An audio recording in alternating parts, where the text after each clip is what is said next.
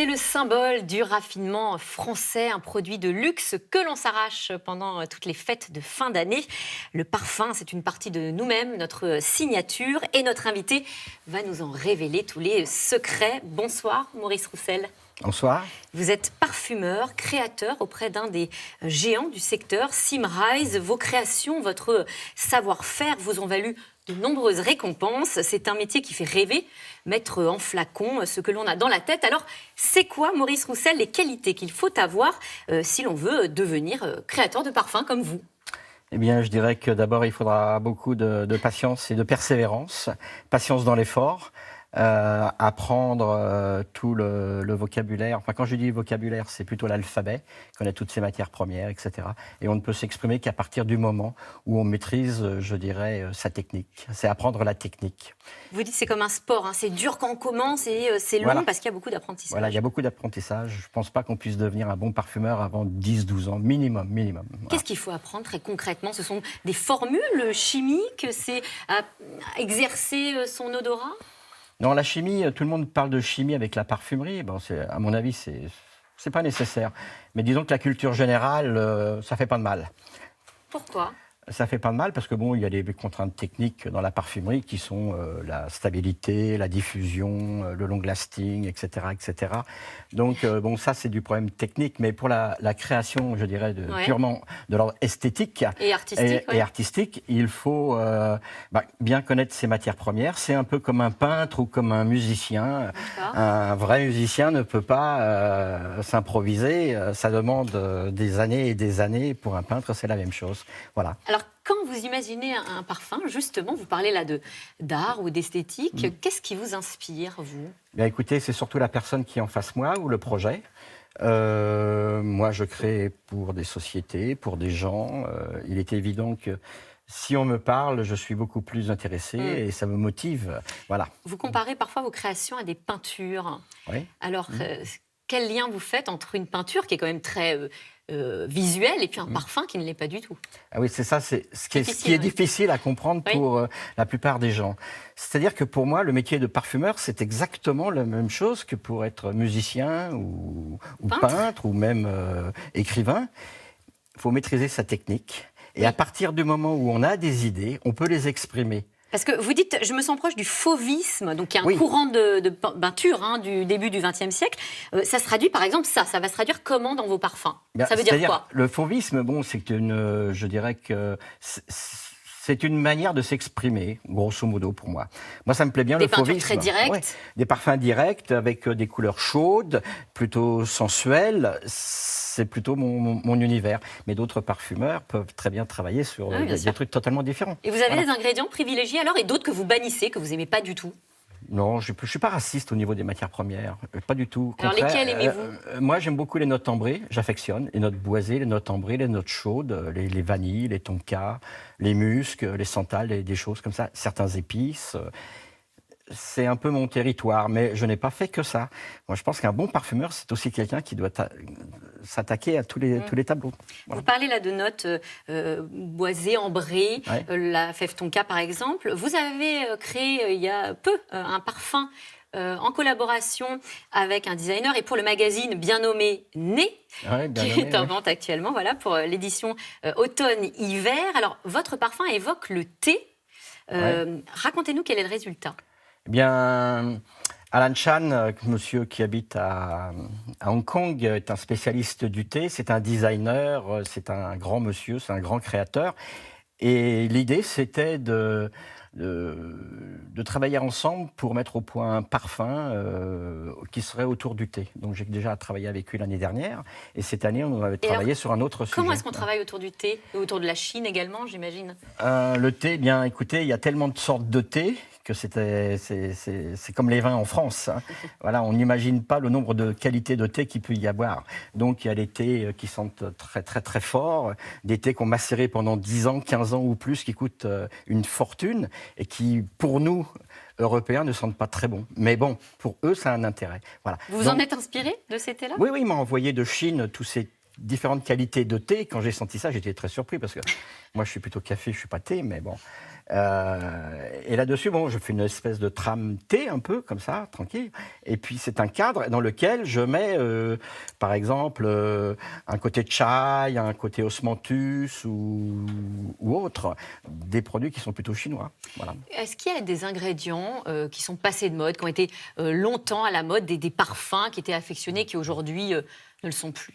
Oui, par exemple, vous prenez un Chanel 5. Bon, c'est quelque chose qui a été extrêmement créatif en 1921 et qui a déjà presque 60 ans, ouais. Qui est toujours sur le marché, qui fonctionne très très très bien. Mais c'est vrai que petit à petit, si vous voulez, tout le monde le portant, c'est un peu lassant. Donc la structure un peu Chanel 5 est un peu quelque part vieillissante, un peu, ouais.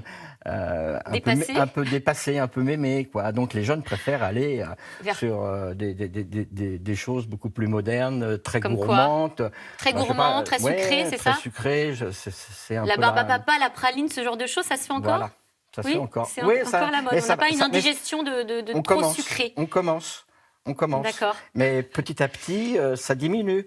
Et puis la roue tourne. Et puis peut-être que dans 20 ans ou 30 ans, ça reviendra. Vous parliez de Chanel 5 qui a presque 100 ans. Est-ce que le parfum de l'époque sent la même chose, ou plutôt le parfum d'aujourd'hui, le Chanel 5 d'aujourd'hui, sent pareil qu'il y a 100 ans? Ou est-ce que, en fait, les compositions évoluent aussi avec les époques, même si le nom reste le même? Oui, le nom restera le même, mais il faut savoir que Chanel a ses propres parfumeurs, achète ses propres matières premières, compose tout, et il maîtrise totalement la formule. Donc il y a évidemment des matières premières qui disparaissent ou qui changent. Il y a des matières premières qui sont maintenant, à cause de législation toxico entre qui guillemets. Qui ne sont plus utilisées, comme lesquelles?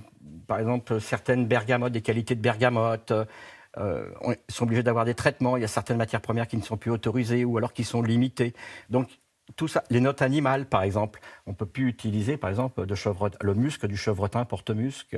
On ne peut plus utiliser ce genre de. Et donc, ça a été remplacé par quoi? Des compositions synthétiques? La mission numéro 1 du parfumeur chez Chanel, c'est de préserver autant que possible la qualité du parfum. Et la senteur originelle. Est-ce qu'il y a des ingrédients très précieux qu'on retrouve très peu dans les parfums, mais qu'on va retrouver quand même, comme lesquels? Par exemple, un des plus précieux pour moi, c'est une qualité d'iris qui doit coûter aux alentours de 140 000 € le kilo, quoi. Et vous en mettez dans vos parfums?